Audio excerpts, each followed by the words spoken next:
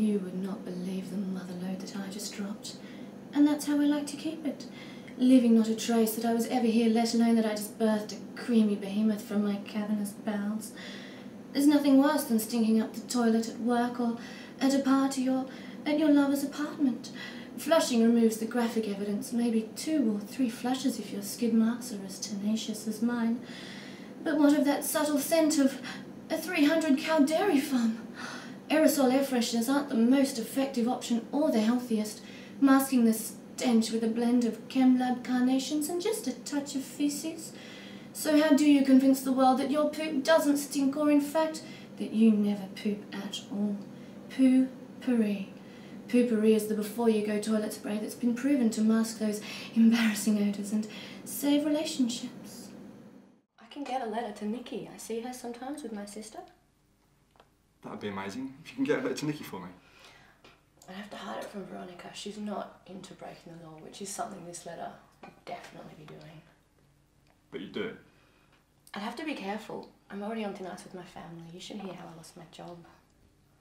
How did you lose your job? By having sex with everybody in the office. Everybody?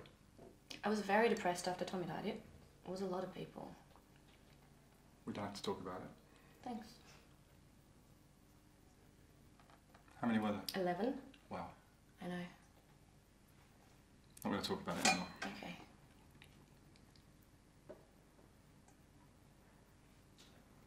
Can I ask one more question? Were there any women? Yes. Really? Yes. What was it like? Hot. Oh, Jesus Christ.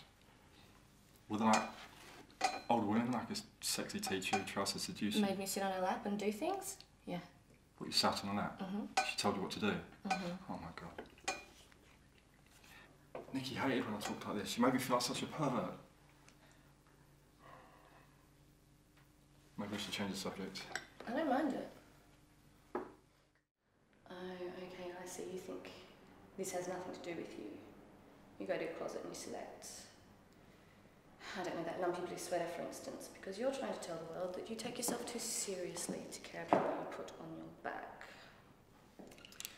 But what you don't know is that sweater is not just blue, it's not turquoise, it's not lapis, it's actually cerulean, and you're also blithely unaware of the fact that in 2002, Oscar de la Renta did a selection of cerulean gowns, and then I think it was Yves Saint Laurent, wasn't it, who showed cerulean military jackets. We need a jacket here. And then cerulean quickly filtered down through the department stores, and then it trickled down into some tragic casual corner where you no doubt fished it out of a clearance bin. However, that blue represents millions of dollars and countless jobs, and it's sort of comical that you think you've made a choice that exempts you from the fashion industry when in fact you're wearing a sweater that was selected for you by the people in this room from a pile of